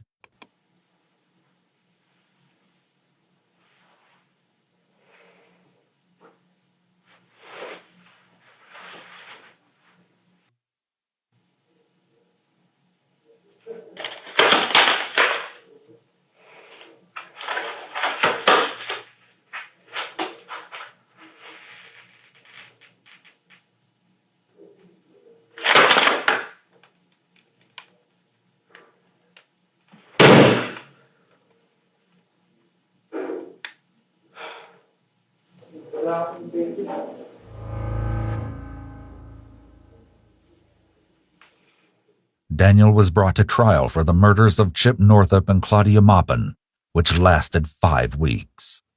Despite the brutality of the crime, Claudia's daughter Victoria and her granddaughter Sarah both mentioned that they find a small amount of solace in the knowledge that Chip and Claudia died together, as they always wanted. Victoria was once again willing to share her insight on the experience, starting with the moment she first saw Daniel at the trial. And here he comes, and they bring him right up to me like this. If I turn like this, I could have touched him. Right. And I thought to myself in that moment, this is your chance, V, get him, right? And I thought I could just grab him, right? And I could just push him into the marble a couple of times. But I felt my daughter behind me, and she must have known what was going on because she wrapped her arms around me in this huge bear hug from behind. And she says in my ear, "Mama, don't do it. Mama, don't touch him. We need to go into the courtroom and we need to be there and understand. So don't do it, Mama. Don't do it." Claudia's granddaughter Sarah recounted her interactions with Daniel's family during the trial. So we went and put us in a little room, and they were like, "We're going to bring you into a room at a certain time." And we went to go down the small little narrow hallway, and on one side was our family and the other side was his family, which was a little baffling to me that we were literally 3 or 4 feet in front of each other.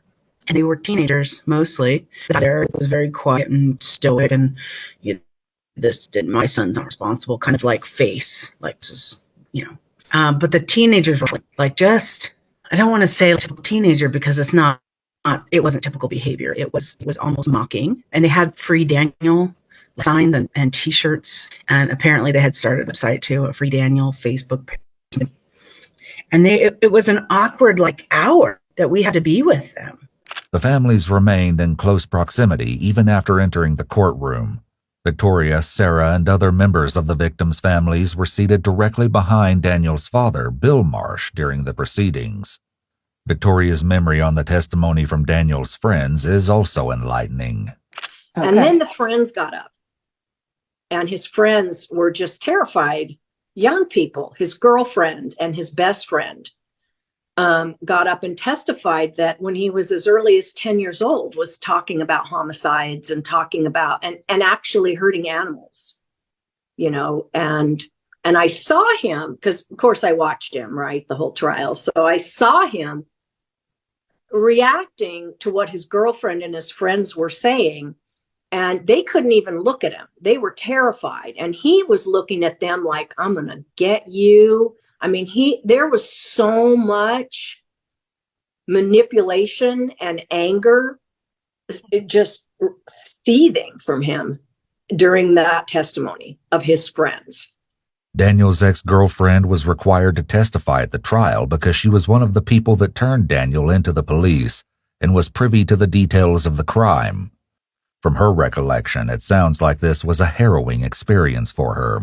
And I really don't remember much of it. I went into straight panic mode.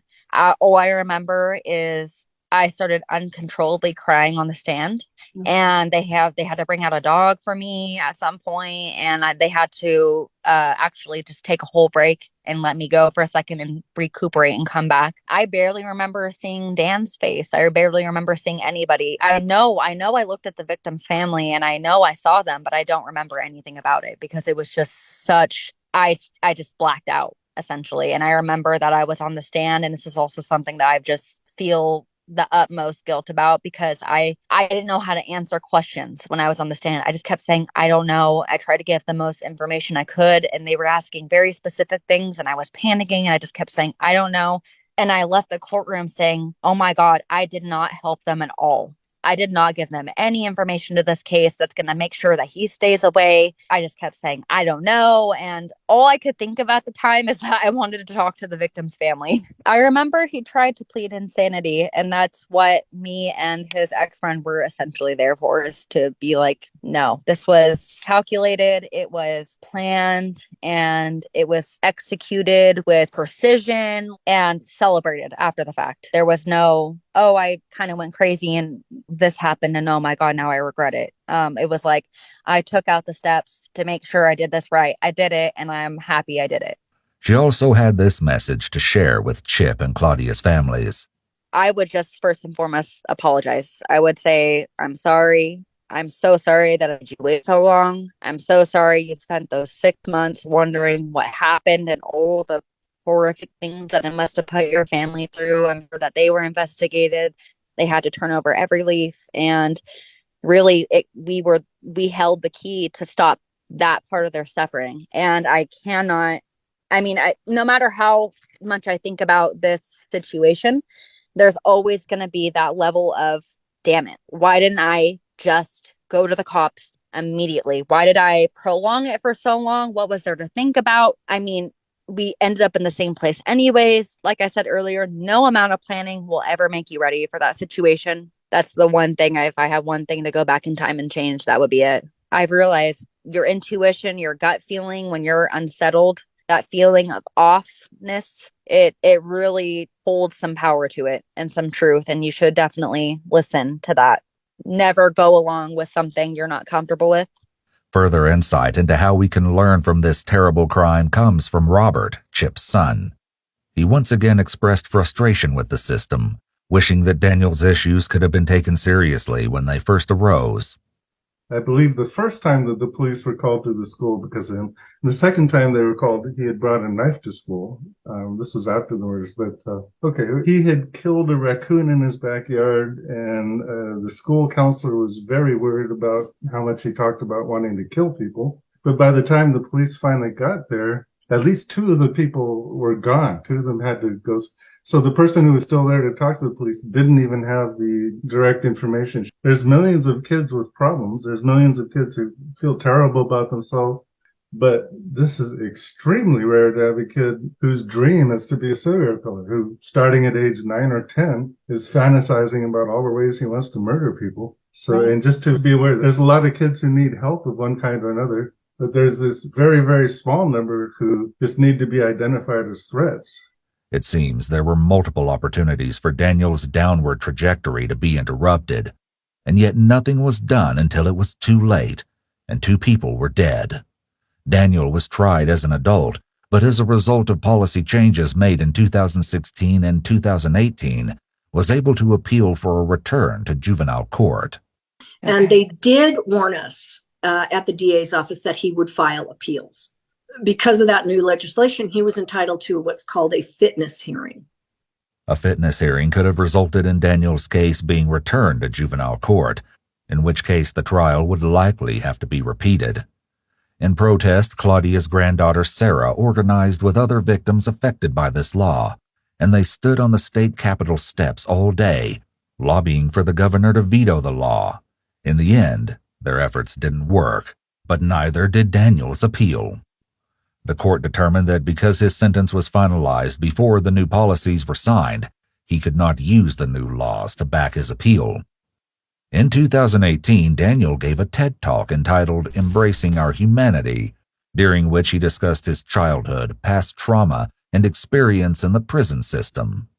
The recording of his presentation has since been removed and was not available upon request, but in the transcript, Daniel claims that throughout his childhood he felt, quote, alienated, like I was hated, yet completely irrelevant. He goes on to say, it took me coming to prison to find the true value of human connection. We must learn to respond with love even in the most difficult situations. However, around the same time Daniel gave this speech, he also allegedly got the wounds he inflicted on Claudia and Chip tattooed on his own body. So one has to question how sincere his speech actually is. The murderer has taken it all the way to the California Supreme Court. They have turned him down. So it's been 10 years of appeals. They refuse to even hear it. So we don't know. According to the DAs, they say that he's not eligible to go to the federal courts because he was turned down by the Supreme Courts. I don't know, but I feel tremendous relief about that Supreme Court decision, and I can maybe stop fighting. Despite many appeals, Daniel continues to serve his original sentence of 52 years to life for the double murders with enhancements for the mutilation and torture Claudia and Chip went through. However, because he was a juvenile when convicted, he will be eligible for parole in 2037.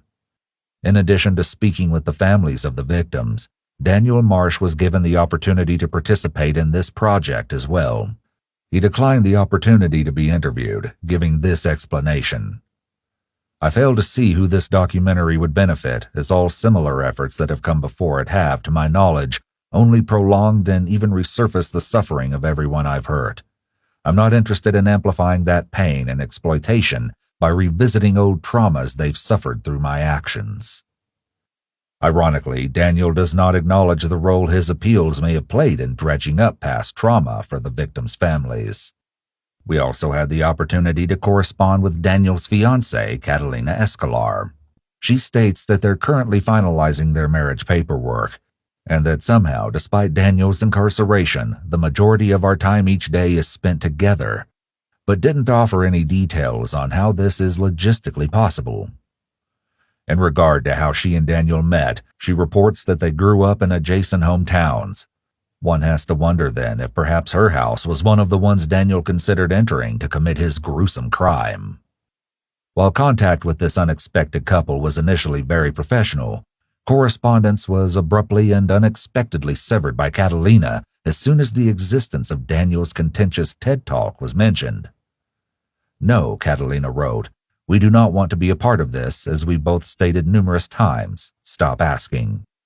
In what seems to be a direct contrast to how Daniel and Catalina view media involvement in the case, Claudia's daughter Victoria says that she has embraced the opportunities to share her story and ensure that Chip and Claudia are remembered as more than just victims. It was about speaking to someone about it, just like I'm speaking to you, right? I'm telling you the story again. So when I leave this interview, I know I'm going to feel better. I'm telling you about my mom. I'm telling you about my experience, and you're listening. And then I got to the point where I have to trust you or the media to give to their listening community. I don't want to be the woman on, the internet that said the murderer cut my mother's eyes out. I don't want to say that. And so in the beginning, I was mad about that. Like, this is the life that I have now. But that is the life that I have now. So I have to deal with reality, and I had to deal with incorporating that into my own life. For Victoria, Sarah, Merida, the rest of Claudia and Chip's family members, and Daniel's ex-girlfriend, there is no forgetting. There is only moving forward and healing in the face of the new reality that was forced upon them. And as unfair as it is, they may have to keep fighting to ensure that justice continues to be served. On behalf of the EWU team, we would like to thank those who participated in interviews. Thank you to Victoria Hurd, Sarah Rice, Merida Murray, Robert Northup, and Daniel's ex-girlfriend for helping us provide a thorough and thoughtful study of this unfortunate tragedy.